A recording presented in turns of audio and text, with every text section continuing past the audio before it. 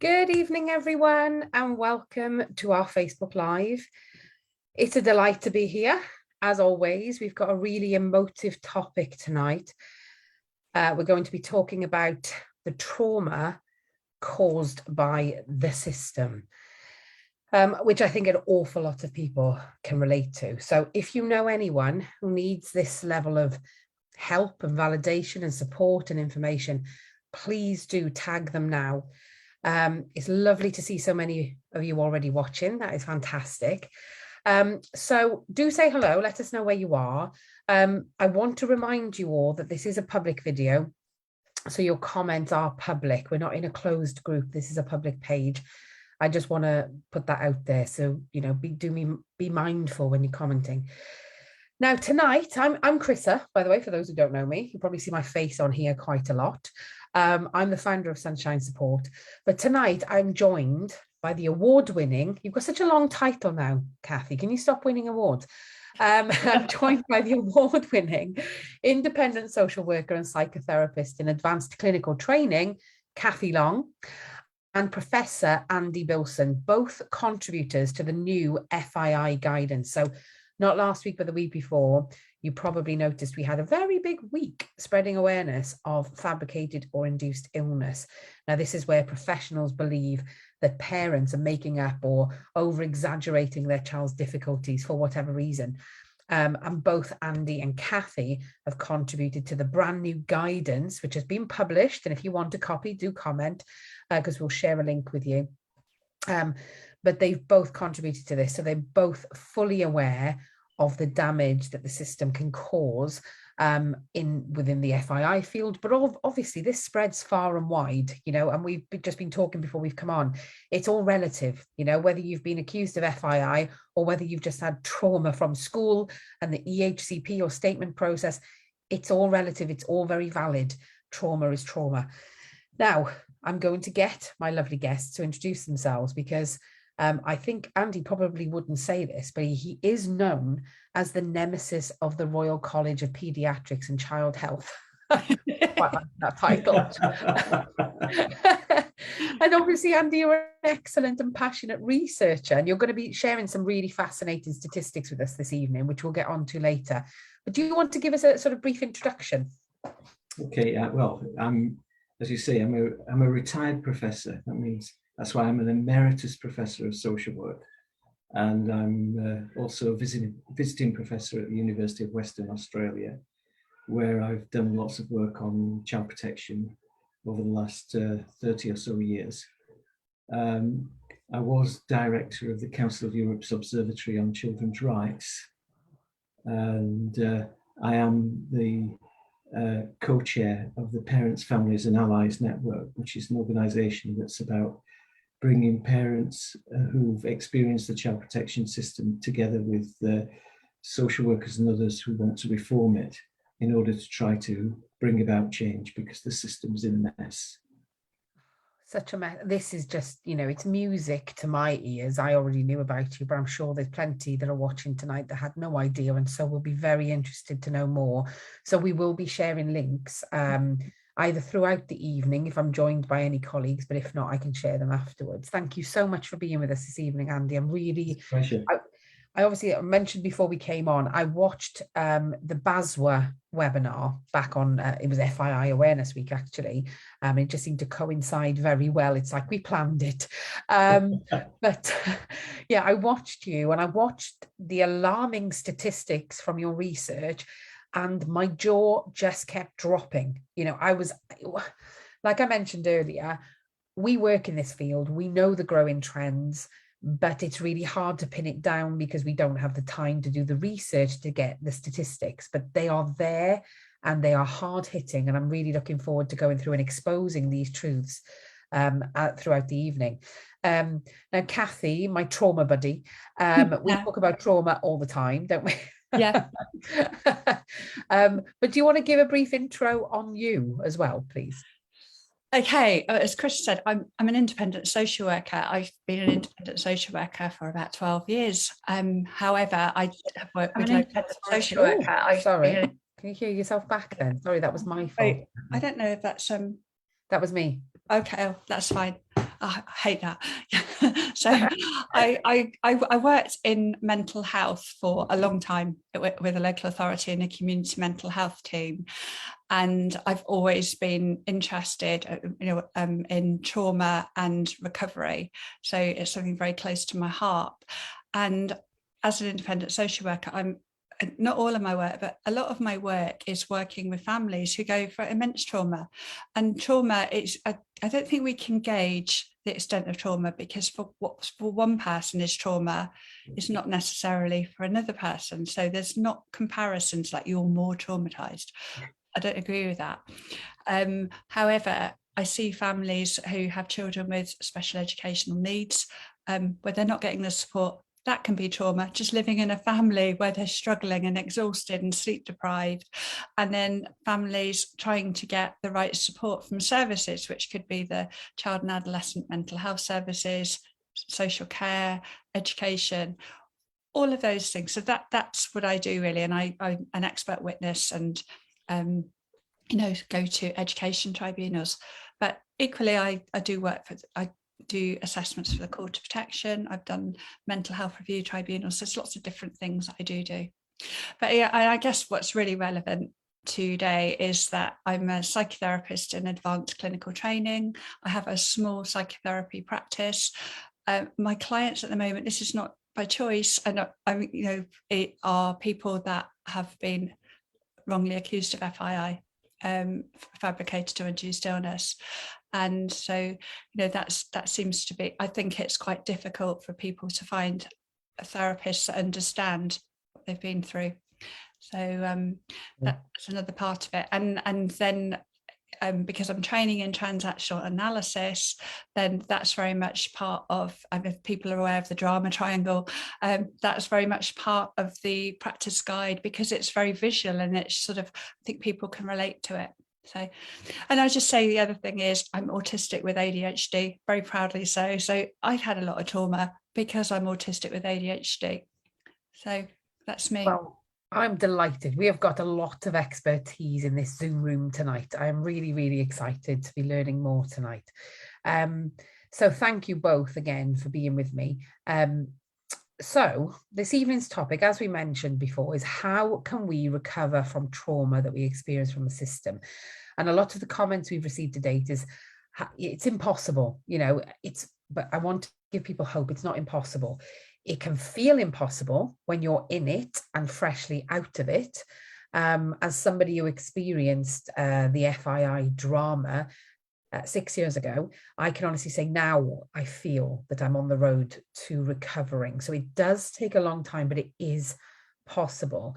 And we must remember that the trauma, of course, we're here as adults this evening, probably mostly parents. Parents suffer this trauma, which means the young people will also suffer the trauma. It can break down those relationships between parents and children, but also professionals, because not all the professionals involved are involved in causing the trauma. Some of them are watching on, feeling powerless and being traumatized as well.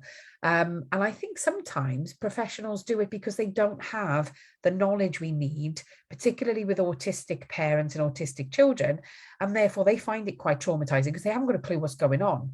That's not condoning behavior, but it's sort of understanding that it's a one big traumatizing system, which, of course, Andy, like you said, is not fit for purpose. It really isn't. It's completely broken. So, as Cathie said, it is really important to highlight what trauma is, because so many people think the threshold is very high. It doesn't always come from a one-off significant event, as sometimes it tells us online. It can actually come from anything. So like Cathie said, there's different elements of the being a send parent alone and unsupported can cause trauma. So it can be a memorable or an unmemorable event, or not memorable event. It can be a one-off event, or it can be a series of events. So I always say children going into school and the school isn't the right environment for them is re-traumatizing them day after day. And it's really hard. The longer that goes on and the longer it goes unrecovered, it's really hard to then recover. So it's essential really that we start putting things in place, even if you're in the middle of it right now. There are things that you can do to protect yourself. It's very unique to the individual, like Cathie said. And in the world of SEND, it comes from so many different elements: the parenting element, getting EHCP statements, social care provision, FII allegation. It's there throughout, and it's really, really tricky. So, Andy, we've heard enough about from my voice. You've spent years researching and gathering data across various areas of SEND. And I believe, because I've seen it for myself, you've got some quite astonishing data that you're able to share with us tonight in relation to the child protection cases that don't actually lead to child protection plans. And I think watching you talk about this the week before last, at first I thought, oh my goodness, all these kids being put onto child protection. And then I realized, oh no, it's that the child and the parent aren't being understood. They're being placed into child protection investigations, if you like, but then nothing is coming out in terms of actually leading to child protection plans, which that's an unnecessary trauma. So I'm going to pass over to you now to talk to us about the trends in child protection and what we know about these trends for children with disabilities. Okay, thanks. I think the first thing to say is that there's this assumption that child protection investigations happen to only a very tiny proportion of the population. Yeah. And that isn't true. The first piece of research I did a while ago showed that 1 in 16 of all children are put through a child protection investigation before the age of 5. That's of all children. I did this using a Freedom of Information request, got data from 3/4 of the local authorities in the country. So it's based on a population of something like 1 million children. So it was, a big study. In fact, it was quite funny. I heard that when this came out, the minister ran down the corridor saying this can't be true, and requested the research unit in the Department for Education to replicate it. Wow. And they replicated it and found the same results. So what we've got is a system which is touching a lot of people. Last year, there were 200,000 investigations. That's at 1 every 4 minutes. Huge numbers of investigations, and 2/3 of them don't lead to a child protection plan. Now, what's interesting is that statistic has changed over the years, and we've had a massive increase in the number of investigations. So they've doubled since in the last 10 years. Wow. But the numbers of investigations that actually don't lead to a child protection plan have tripled.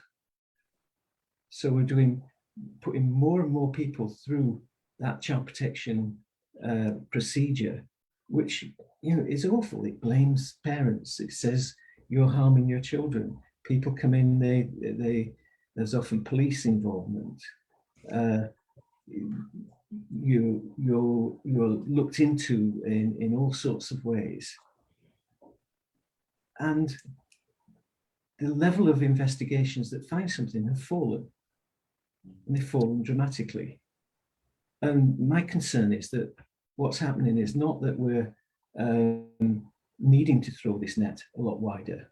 In actual fact, there is no evidence that doing more investigations reduces the amount of harm that happens to children. I did a long-term piece of research in Western Australia, where we gathered data for over 20 years. And we looked at the patterns of investigations and so on there. But it's one of the few studies where we asked social workers, when they put children onto a child protection plan, what was the harm that the child had suffered? And the first thing that was obvious was that even of those where the child protection plans were made, it was a small proportion where there was any actual harm. And that included emotional harm, sexual abuse, all of those things. We asked questions. We asked them what sort of harm had befallen the children. out of the children who were put onto a plan, I think it was 94% didn't have a hospital-related admission. So we're talking about, in the main, lots of fear of future harm to children, which to some extent is unknowable and has to be weighed up against the harm that we're talking about tonight, the harm of actually putting people through an immensely traumatic situation. So here in England, we've had this huge increase, and that's happened in all of the English-speaking countries where we have this child protection system that operates on the basis of searching for blame in parents. What I can tell you about, because I think we're probably quite interested in what's happening with the parents of children with disabilities or severe illnesses, is I can share you some new research which hasn't yet been published. And I'm waiting for the final pieces of evidence on it, but I hope you bear with me that it's incomplete. And this looks at what's been happening with children with disabilities coming into the system. So it's a bit complicated. I'm going to share a screen. There's lots of numbers. I hope I don't put people off by talking numbers, but I think it's important to know this background. So let me see if I can let me see if I can share my screen. Yeah, that's fine. That's fine. And I think it is important, you know, to understand the reasons behind trauma, and understanding these statistics and numbers does go some way to, one, validating what we do as parents, the fact that we're not on our own. This is happening. It's a bit of a pandemic, to be honest with you, but also understanding where our traumas come from, because that does help us to recover it. So that's shared beautifully, Andy. So it took me a while to find it. I'd obviously been messing about in the background, as I'm wont to do. Okay, what we've got here is a graph which shows what's happened to the number of assessments carried out by social workers, in which the social worker said that a factor in that assessment was a child's disability or mental illness. And what you can see is that from when they started gathering this data back in 2015 up until today, you've got this huge increase. It's gone from 69,000 up to, I can't see that bit, 130,000. And that's a 77% increase in those few years. It's gone up also as a proportion of all assessments. So back in 2015, it was 16%. Now it's a quarter of all assessments that are being carried out by children's services are on children where the social worker is saying that disability or illness is a factor. Now that quite shocked me when I saw it, because I didn't realize it would be this high. Now, of course, what we should know is that according to the law, all children where there's a need, where there's a disability, are children in need. So all of these children should be making it to be a child in need, unless obviously they don't need a service. So I went on to look at what's been happening with the numbers of children in need where there's a disability. And what you can see in these figures is that there's been no change in the numbers of children in need nationally. It's still around this 390,000 on the 31st of March. Yeah. But what's happened is that the number of children where the primary reason for the child's need was disability has fallen by 24%. It's fallen by a quarter.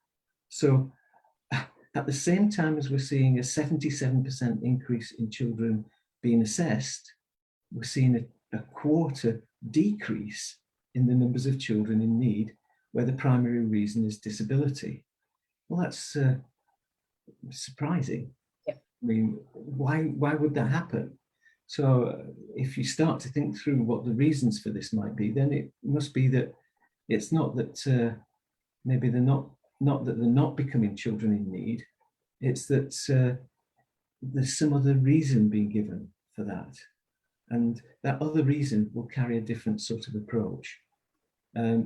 So I went and did another Freedom of Information request to get some more data out of the Department for Education. And this time I asked them, if you get these children who've been assessed and the social worker's ticking the box to say that it's a factor in the assessment is disability, not just that they've got a disability, but it's the social worker is seeing it as a factor in that assessment. It's relevant to the assessment. What happens to them when they go on to be a child in need? And this is a picture which is the best way I could try to show it. It's quite difficult, but basically the big blue column is those children in need, where the social worker is saying that the need is due to child abuse or neglect. So that's doubled. Most of the increase, the vast proportion of the increase in the numbers of children who had this box tick that there was a disability was a factor, the increase is almost all in terms of the children where they tick the box for abuse or neglect. So what we're seeing is this change in bringing more children in where there's a disability, and more of those children being dragged into the child protection arena.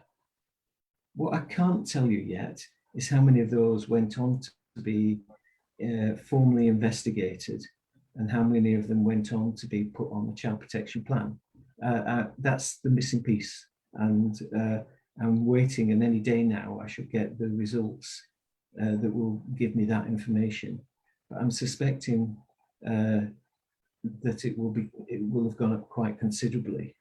Now, what's sort of interesting here is that there's been not a tailing off, but there's over the last ever since 2004, every year the number of investigations went up in England every year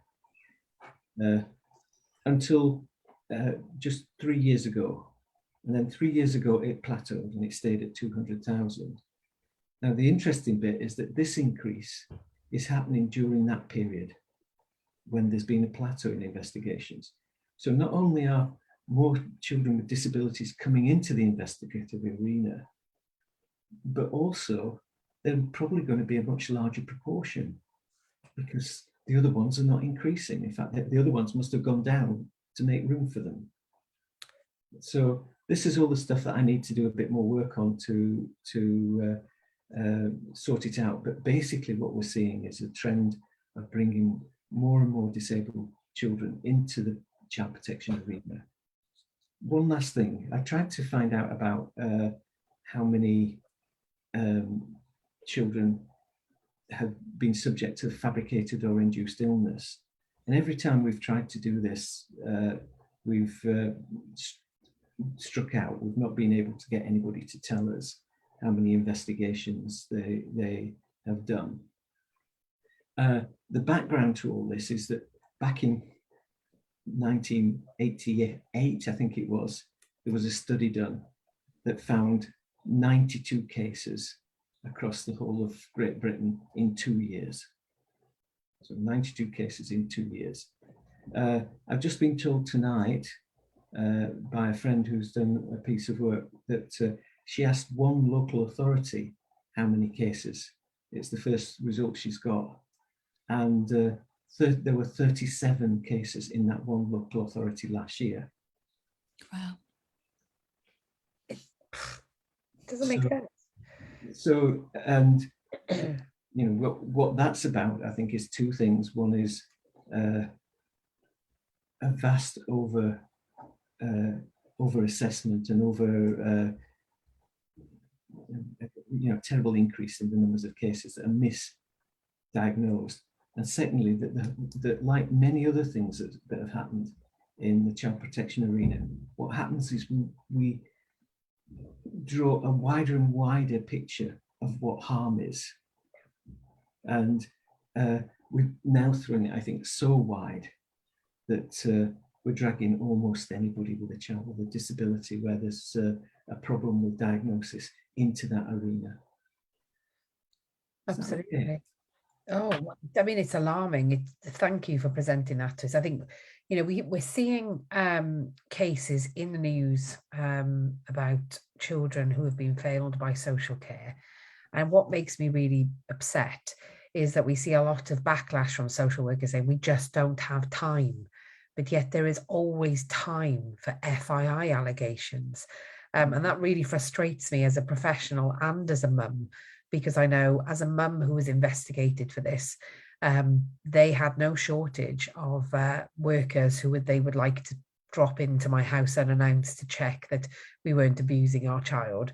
And at one point, it was even assumed or suggested that because they couldn't find anything, that they would keep us on a child protection plan. I think Cathie was in that meeting with me, and they said, well, we can't actually find anything that the parents have done wrong. So just in case, we'll keep them on the plan. You know, and the chair said, you can't do that. If there is no evidence of any harm, then the child comes off the child protection plan. But I think that had I not had an independent advocate, a solicitor, and Cathie, which, let's be fair, this is a very expensive job for a parent. The average parent doesn't need to go through all of that. Then I could have possibly gone even further, because I would have thought, well, maybe that is a reason. I don't know the law. They'll keep me on this child protection plan because they think it's the right thing to do. But there was no shortage of social workers hovering around we, swarming around us. And we hear the same from other families where they're having 2 or 3 meetings with social workers a week, but nobody can ever evidence the harm that they're bringing to their child. And of course, if we go back further than this, you know, back to the sort of beginnings of FII and parents, we know as experienced parents and professionals, the rumblings start when the school says, we don't see what you see. They're fine in school. That's the beginning. That is the beginning. And I think parents now have to be trained to spot those signs and to know how to diffuse them. And it is very sad because we are victims as the families. And as victims, we shouldn't have to do this level of advocacy. But unfortunately, until the professionals catch up with the practice and the practice guide, then we're going to really struggle to self-advocate effectively and prevent these things from happening. So Cathie, what are your thoughts on this research and sort of how it sort of, I mean, you see it anyway. You were probably not surprised by the figures because you're seeing this every day. Yeah, I think a couple of sort of points really. I think, you know, a child in need and in the Children Act 1989, section 17, a disabled child is eligible to be a child in need because they're disabled, but there ends up being lots of children, when I'm assessing them, the local authority said they don't meet the threshold. Well, actually, if you look at the law, it's just about a disabled child, and the sort of criteria, I can't remember it word for word, in relation to a disabled child is where their development is not the same as sort of like their peers really who aren't disabled, so there's sort of delay in their physical or emotional or intellectual development. So, and over a long period, well, not a long period, I think it's either 6 months or 12 months, so it's not massive. No. So, and then I think what the other, so that's one bit. So but then the other factor is that rather than becoming a child in need, disabled children go on to, you know, child protection. So and one of the things that happens, and I've known it happen, and I've seen a judge in tribunal get very, very irate about it actually in terms of their feedback, where a child in need is investigated as if they're on a child protection plan. So social workers will walk, I don't want to blame social workers, I am a social worker, but will walk into a family's home and say, I want to see the child's bedroom, I want to see the child, you know, and so that's very, very traumatizing. It's very scary for a family. So I think either children with disabilities, disabled children, don't get any social care because they don't meet the criteria, or they end up going into the child protection, the sort of children's social care rather than the children's disability team because they're not disabled enough. It's just so discriminatory. And I don't think there is any hierarchy of disability, is there? Well, I know that there are, that some people can be profoundly disabled, but a lot, there isn't a ranking like if you have ADHD, you're not quite as disabled as somebody who's autistic and, or has Down syndrome. And it's, where's the logic in it? Yeah. So these are some of the things that I've experienced as a practitioner when I'm working with families. So it's quite clear to see, isn't it, where the trauma comes from, because it's this lack of understanding from professionals from start to finish, whether you've been accused of FII or not. There seems to be a significant lack of understanding, significant lack of support. And when there is that lack of understanding and support, it inevitably leads to neglect. The child becomes neglected in their setting, and therefore that impacts on the family. And what frustrates me is, you have a child who perhaps is struggling to attend school, and the school assumes it's the parents. But if you have a child in school who's struggling to go home because they're scared of home, they still blame the parents. But at some point, schools have to take responsibility for this as well, because actually a lot of stuff can be done early on to prevent this later social care involvement, or to promote good social work practice by making sure that the referrals are being put in the right way, because quite often these children are being sent to child protection teams when they should be sent to the disability team. And actually, if they've got an EHCP, there is evidence there that perhaps they do need a disability social worker rather than a child protection one. And I think one of the things that has become quite obvious to me as a professional whilst I'm dealing with social care is that there is this instant assumption of harm. There is an instant assumption of judgment. And we spoke quite freely about, we need to drop the judgment and be curious. It pays to be curious. Just leave the judgment at the door. And I remember a number of social workers, both local authority and private social workers, saying to me, when a case comes in that is related to autism, particularly with a certain type of family, because they know they can't take control of that situation, it's a bit like a hot potato. Everybody in the department does not want that case, because if it's a certain case where it's a vulnerable family, they can go in and take over and they don't know the law. But when they have a family who understand the law and perhaps are autistic, because that's a presentation they just don't understand in social care normally, they really don't want these cases. They find them really tricky because they can't go in and just take over.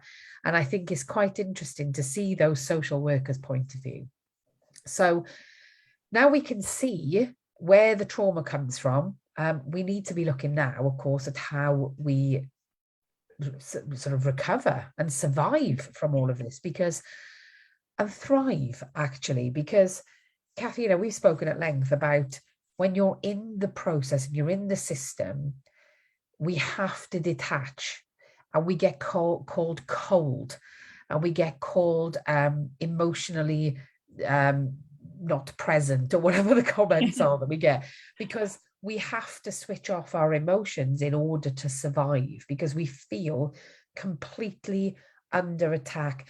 And I've said it before, if I won the lottery and I had millions in the bank and a social worker came to remove all that money and stole it from me, everybody would think I was justified in being very angry and very cross and taking it to the press and what have you.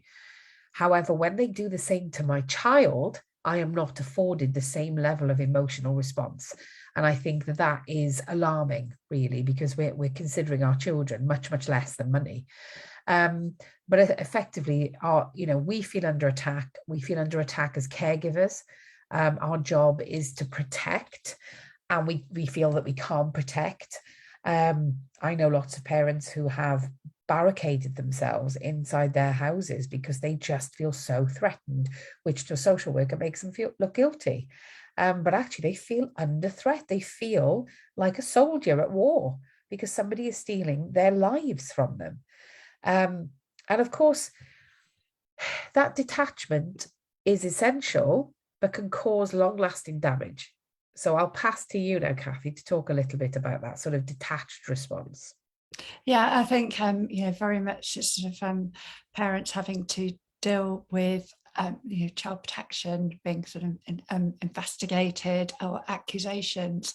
It's like sort of having to really disconnect from emotions, to sort of like dissociate, really. Like, you haven't got time to, being a parent is, is hard enough on its own. We have to sort of keep going for our children.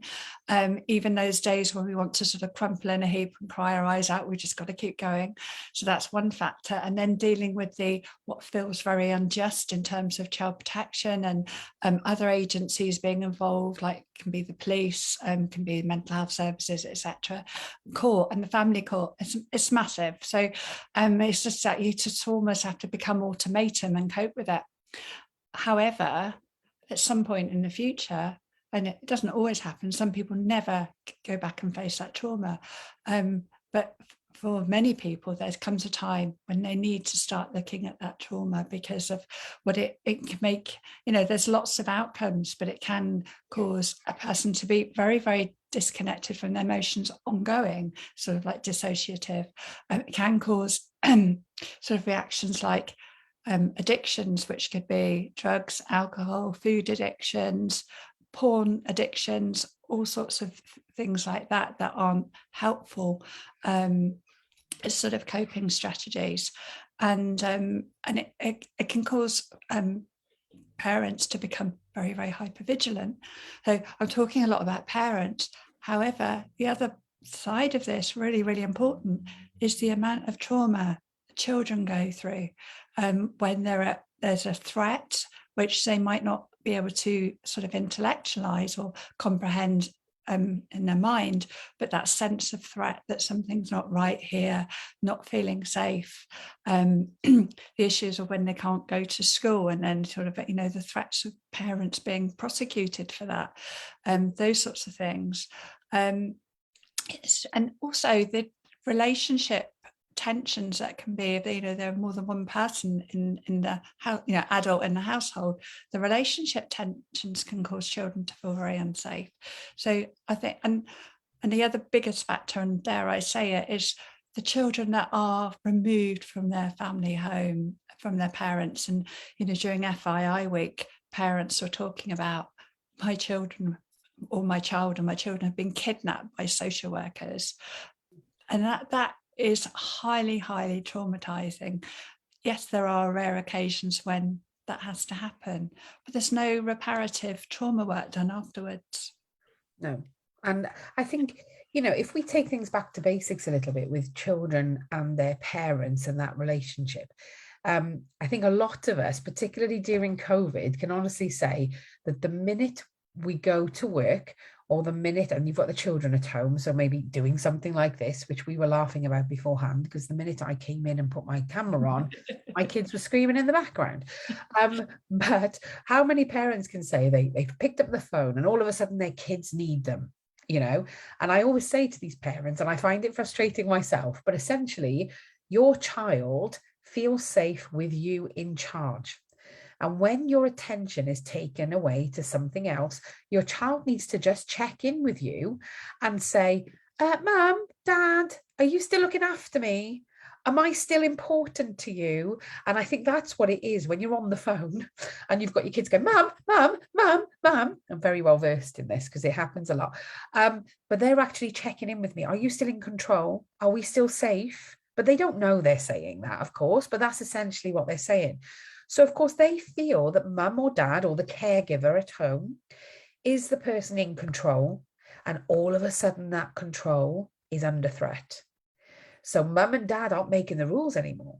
It's not mum and dad. There's this other agent that's coming in that we don't know. But it is like watching one of those scary films like E.T., where you've got somebody else coming in to take control of a situation that you're quite comfortable with. By the way, I'm not harboring any extraterrestrial aliens in my cupboard. But I think it is important that we understand that, social workers and professionals need to be very respectful of the fact that the key to understanding what's going on with the child is the parent. The parent is the person that has formed an attachment, whatever that attachment is. And an attachment is a completely other subject. But whatever that attachment is, it's really important that the professionals understand that attachment with, you know, the caregiver, the primary caregiver, the safe person is usually the mum, the dad, or the person that's home with that child. And so attacking them is never going to be a positive thing. So I think one of the things that I you know, sort of got out of looking at these statistics that Andy has produced is that actually things can be done in a different way. To get to the same result, they can be done in a different way with no trauma or less trauma, much, much less trauma. It doesn't need to escalate up there to come back to where you were going to go anyway. It just seems like a really bizarre, long way round of doing things, and very expensive for the local authorities as well. Now, Cathie, you've spoken about detachment. Of course, there are, you know, there's a lot of people that say, oh, well, we just crack on with it in our house. We just get on with it. It'll be fine. It'll be fine. But even if they don't address it, there are enormous effects on the body. Now, you've mentioned some of them, but also there are other things like heart problems, skin problems, autoimmune conditions can be born from trauma. There's so much. I mean, I personally know because I tucked mine down and I had a stroke. And I kept saying to me, I'm fine, I will work through this, I'll push it, I'll block the thoughts. And that's what happened to me. So what other things can people look out for in terms of like the physical signs of trauma?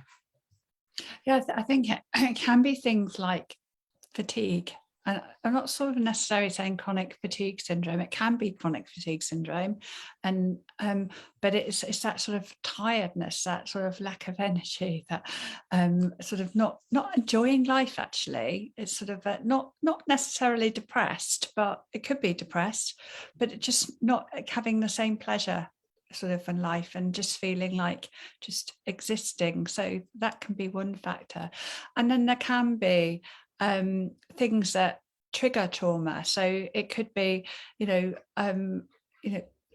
threat of going through child protection, and then the risk of losing your children or child, and then maybe if your child sort of suddenly goes missing in a shopping centre, it reignites that. So that, the trauma, and it's sort of being aware of those kind of responses that aren't necessarily logical at that point. They are logic. I think there is a logic to this, but so it's that sort of thing, that fear that's, and I know for my eldest child, when we were sort of battling really to get, he's autistic, and we needed to get the right support for him, and I just lived with this I didn't know it, I was living with this constant knot of anxiety in my stomach.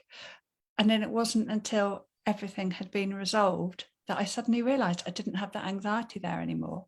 So I lived with it, and so it was like normal for me to be in that sort of state, really.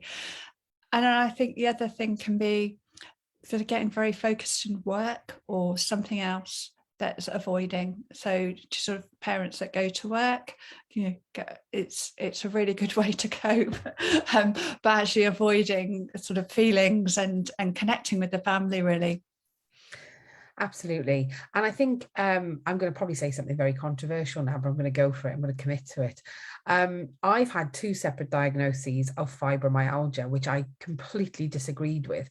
The profile didn't fit with me.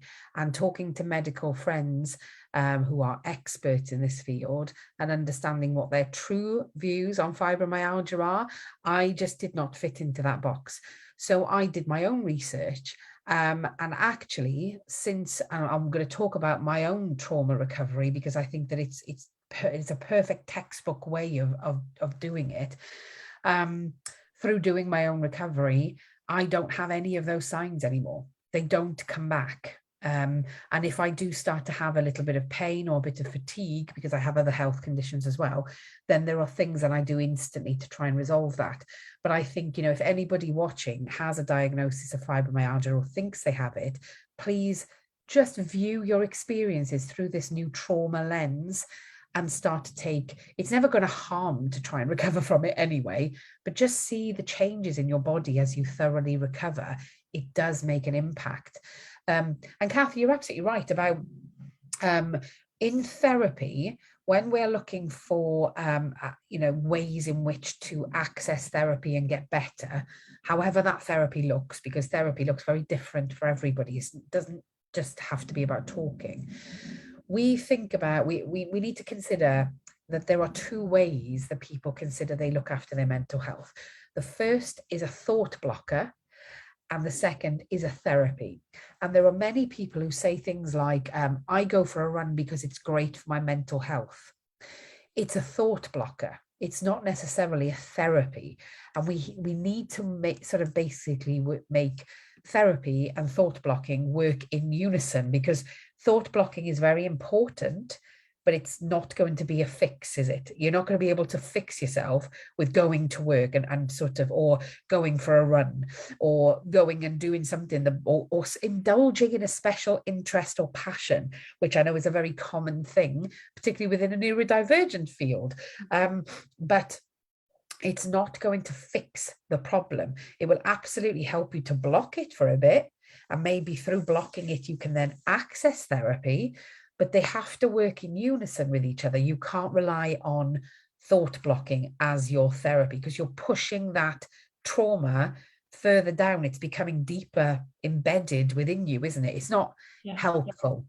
It's not helpful. So I think that's a really good thing to consider for those who are doing things like fitness, which I'm a huge advocate for, but it has to fit alongside an emotional based recovery as well.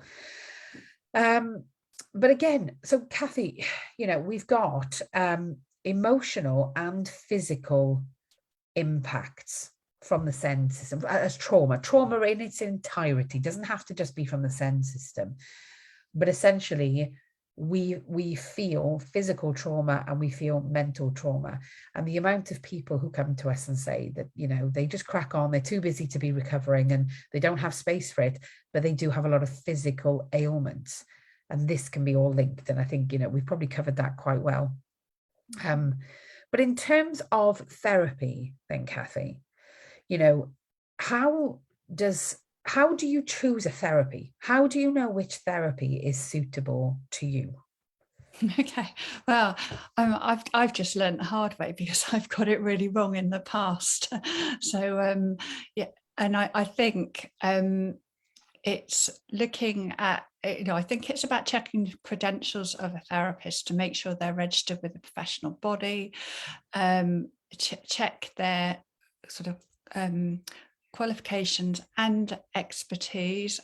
But I think one of the things is word of mouth can be really, really helpful. So ask people. I think also, now I'm not going to discount anybody that is newly qualified or coming to the end of their training or stuff, but it does take a long time.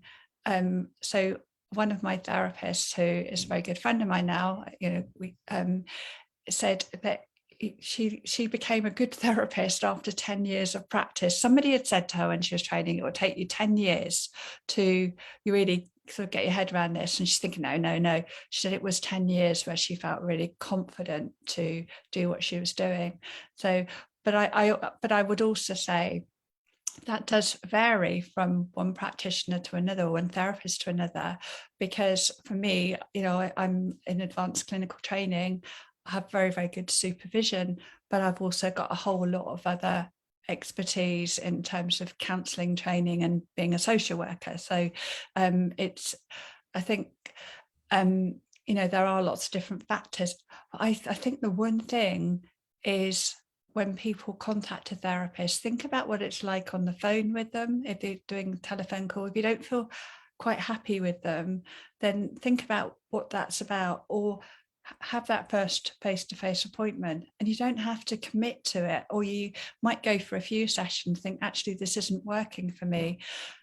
There could be some kind of avoidance. There could be that your therapist reminds you of a parent or somebody else in your life. So it's transference and projection. So you could be projecting stuff onto them. I think it's important to think about that, to talk about it. And if it's really not going to work, then come away and look for somebody else. And, when we're looking at trauma therapy, it is very important, I think, that, as you're choosing, because we are huge fans of therapy. And like we said, it has to be bespoke to the person. But one of the consistent things that I always say to people in terms of making sure that this person, that the therapist has, is that they're trauma responsive, that they have done work with traumatized people, but also have studied trauma, because then they'll understand we're not on about physical trauma, we're on about emotional trauma. And actually those who have studied it will be very, very forthcoming with giving you information about trauma and what they do to help recover with trauma. But they'll also be very gentle with you, because that's essentially what it's about. But even then, like you said, it might be that they remind you of something else, and you can opt out at any time, and that's so that therapist shouldn't be offended by that. They should be able to recognize that there are reasons that they can't control.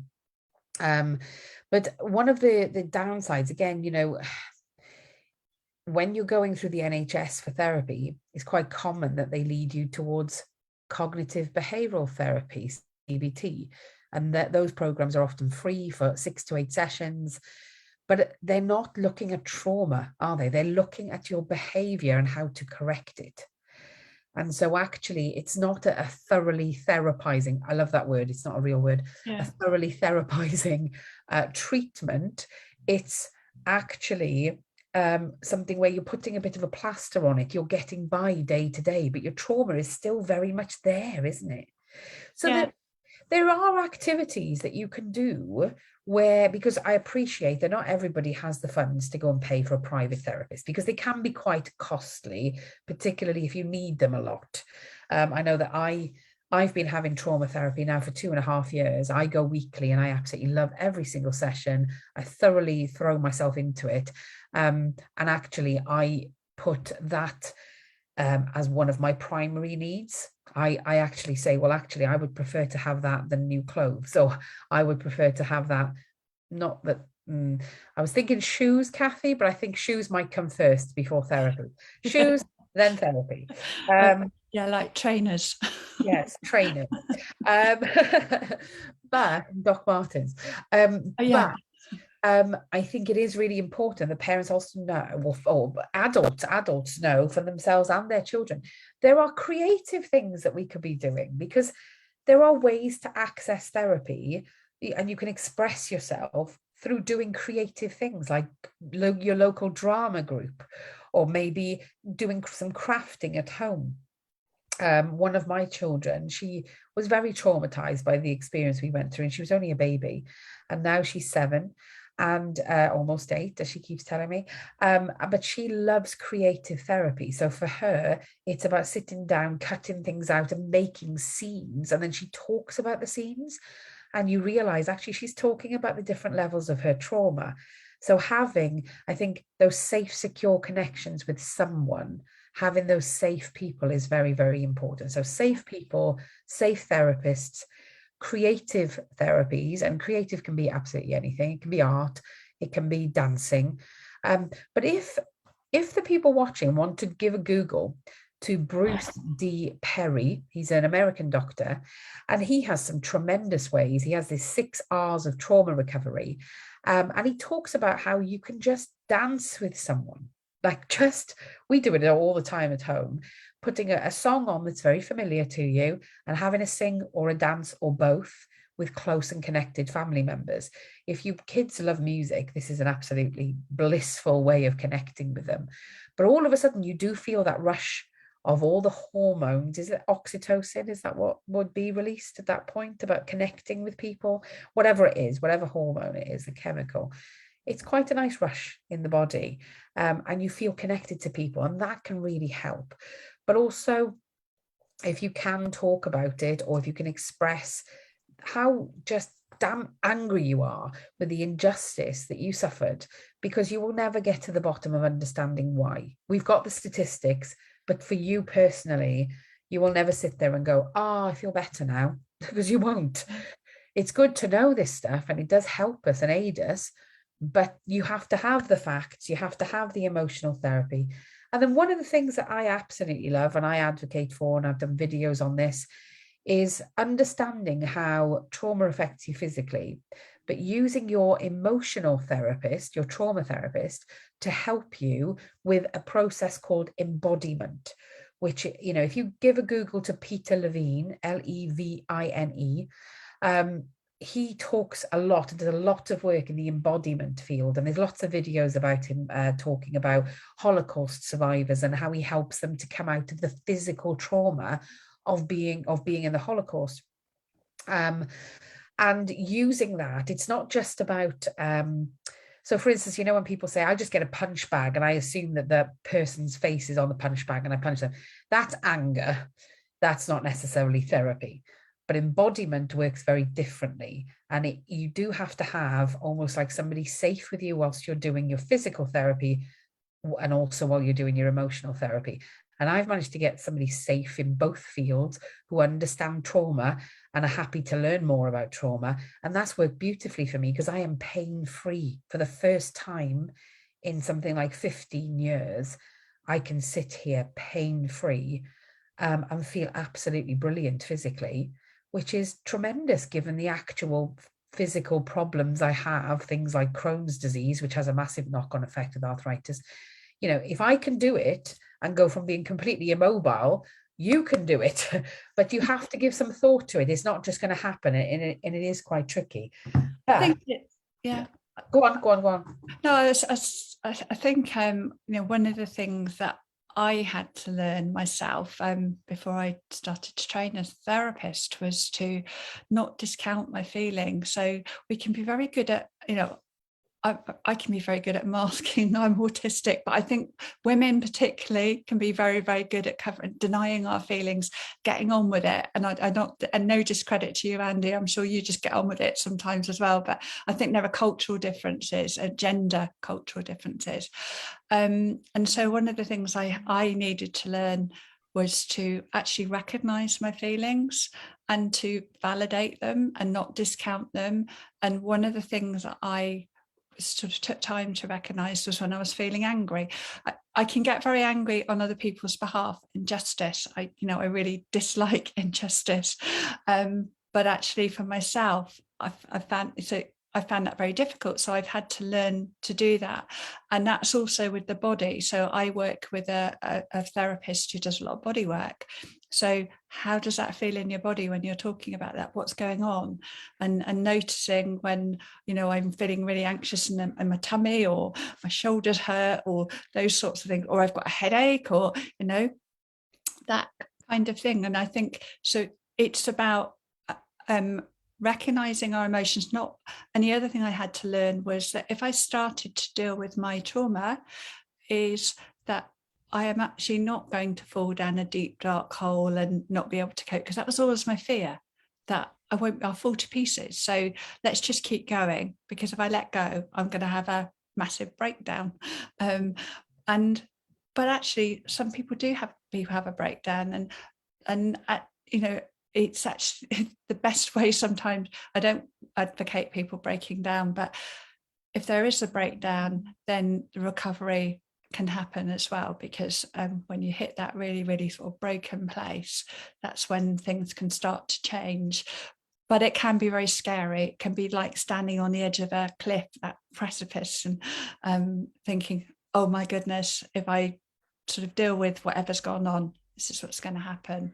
And I think other useful resources, Chrissa, are reading. There can be some really good books to read, and also writing or drawing or making cakes, whatever. Absolutely. Whatever floats your boat. We always say, think about what makes you feel happy, do it, and then just keep doing it. Just do it again. You know, water therapy doesn't have to be with a therapist. You could be going for a swim. Cathie, you like to go for a swim in crazy places, don't you? I do. I actually love this. This is right.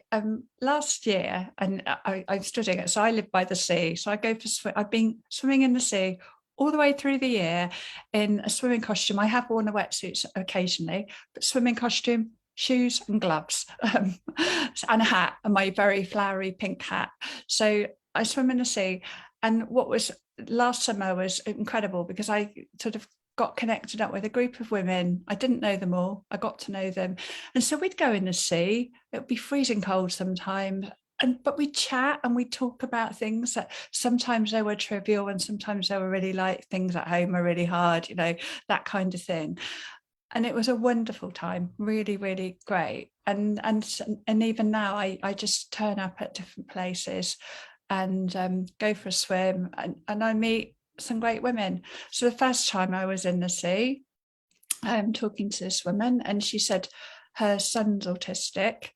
Never met her before. And then I said, well, I'm autistic. And she said, well, I think I'm autistic. And I'm thinking, yeah, I think you are. So, and that was just like, I'd never met her before.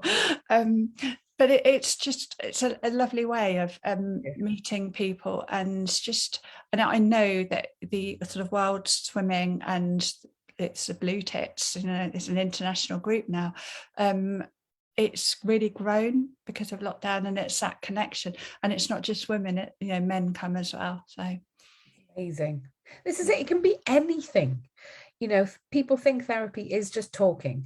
It can be anything, and also self-care, making sure that you are, if a cup of coffee in the morning before the kids get up is your thing, do it and make time to do it. If having a bath every night is your thing, do it and make time to do it. Prioritize these things, because nobody is impressed by martyrship. Nobody is impressed when you say, oh, I'm going to tuck that down and don't worry about me. I'm going to be absolutely fine. Everything's going to be fine. And I'm just going to carry on and champion through because I'm rock hard. You're not.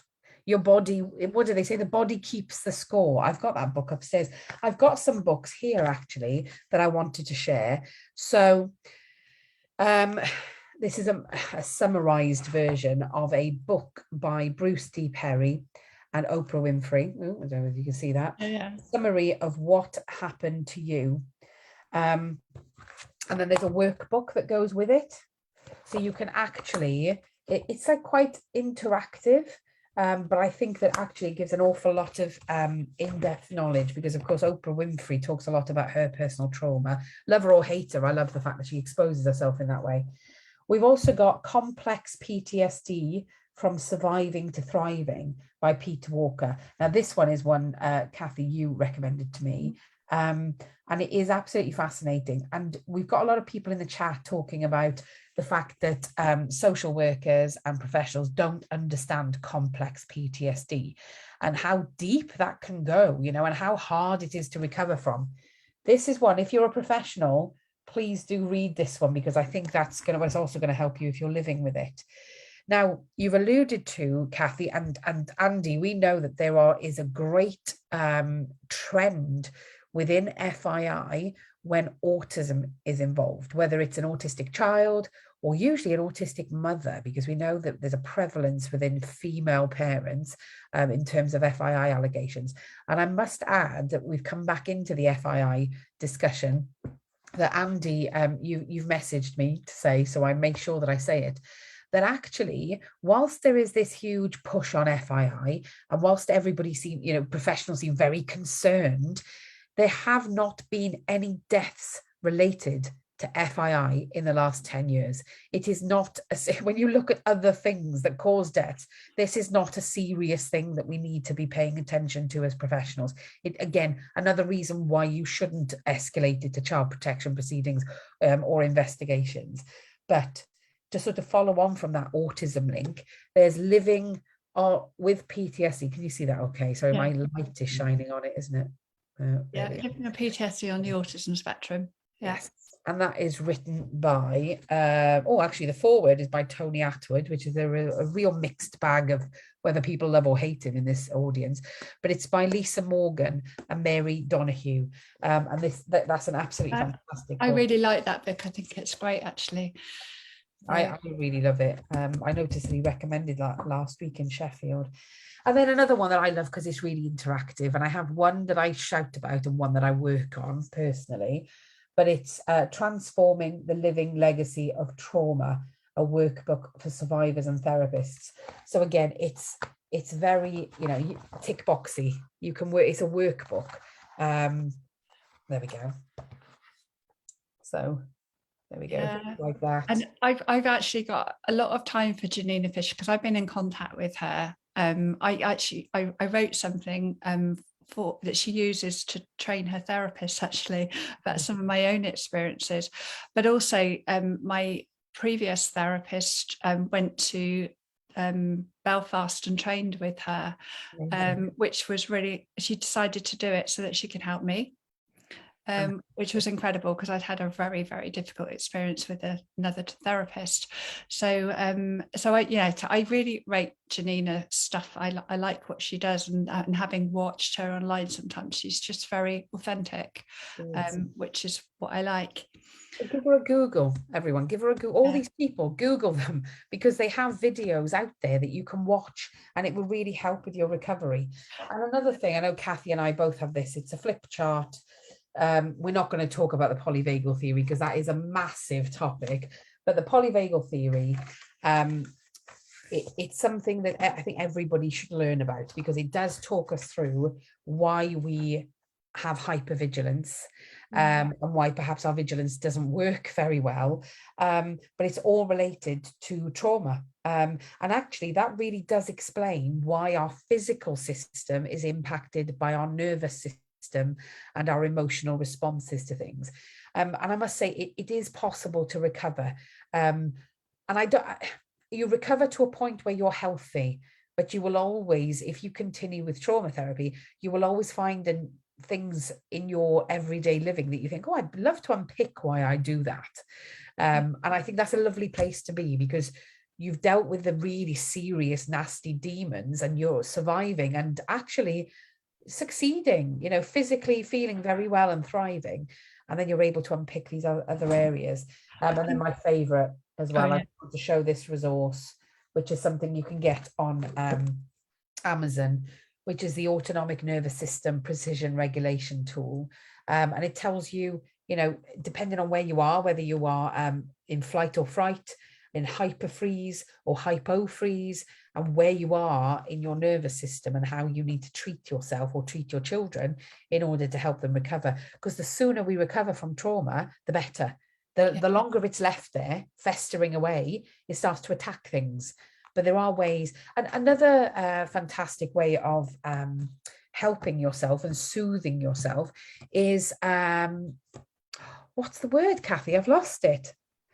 With the hands and the head, self-havening. Yeah. But do give havening a Google, because there's lots of information on there that's available online, videos as well, to sort of train you in how to do this stuff for yourself, which, it's great, like I said, if you can afford a therapist, you can afford experts and what have you, but if you can't, there are other accessible ways to help yourself. There are organizations now that do, because a lot more people are needing some kind of sort of mental health support because of lockdown, or recognizing it. So there are affordable sort of therapy and counselling services. So one I can recommend, because it's actually headed by Nathan Gold, who was one of my TA trainers. I'm not training with him now, but it's the UK Counselling Network, so UKCN. And a lot of they will provide very, very well supervised trainee therapists who offer sort of sessions from £18. I think that's the lowest rate, which is actually a lot cheaper than a lot of therapists. So what's the link, Cathie? Do you know? It's if you put UK Counselling Network, it should come up. And they have one. There's one in England, there's one in Scotland. Brilliant. So my supervisor is part of the Scottish one. So I know it's very good, because I've got a really fantastic supervisor. That's brilliant. Now, thank you so much. I've put that in the chat. I think that actually, oh my goodness, we've been on here over an hour, so we're going to bring it to a close. We could just talk for hours about this. This is the thing. I just wanted to say, because I think it's really important, just from my own learning actually, but I think for anybody, that if somebody is neurodivergent, autistic, ADHD, then I think it's really, really important to check out that what would ideally, it's great if you can find a neurodivergent therapist who really, really gets it, or they have sort of lived experience because they have family members who are neurodivergent. So I think that has got to be essential, really. Well, not essential, but it's a good way to sort of choose somebody, because otherwise the risk is in a therapy situation that you have a therapist who doesn't get what it means to be autistic with ADHD, imposing their sort of ableist expectations about how their clients should behave and how they should be, and they just don't get it. So and that's trauma. That is massive trauma. Absolutely. And you can pick their brains as much as you like. I mean, a good therapist will understand that you need to understand their point of view and their experience on things. So, do ask these questions, have a list of questions ready, and just ping them over to whichever therapist looks like they're going to be a good fit for you. But there's the BACP website, isn't it? That's a good one to start from. Well, there's the BACP, and then there's the UKCP. And there are quite a lot of different professional bodies. I'm a member of UCATA, which is the UK Association of Transactional Analysts. So there are different professional bodies that people can go to. I'm just curious, Andy, just from your because we've been talking a lot and you've been sat there, is that you were a director of social services in Scotland, I think, weren't you? Assistant director, yeah. Okay, but I'm just wondering what your sort of thoughts are about how much are social workers trained in trauma? I know we're trained about attachment, it comes up so often, but what's your understanding from your sort of I don't think there's a great deal. Yeah, is the issue. I mean, there's there's a growing movement towards trauma awareness, but I think it's quite superficial. Yeah, because I don't think we, when I did my social work training a very long time ago, I don't think trauma came into it. Not that I remember. No, I'd agree.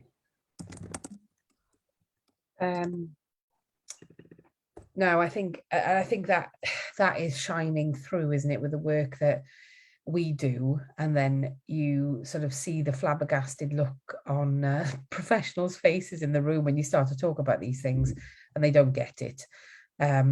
So it's more work that we have to do really in getting this out there, particularly where social workers are tasked with foster and adoption, which that I just think foster, adoption, trauma, I instantly attach trauma to children who have gone through those systems. So we really do need to be focused far more on it. But we've got lots of people asking, how can they get help? How can they have a chat with us? Please do send us a message on our Facebook page and we'll filter them. We do ask you to respect that we have personal Facebook pages, but we don't want to be bombarded with personal messages because they're our personal space. So that's our boundary setting, which is very important when recovering from trauma, is setting those boundaries. But if you do want us, come through our business pages. If you send us a message to Sunshine, Cathie is practically a member of our team anyway. So we share those messages with connections. You are in the family. It's one big family. But please do send us a message via our Facebook page, our Sunshine Support Facebook page, and we will absolutely help you.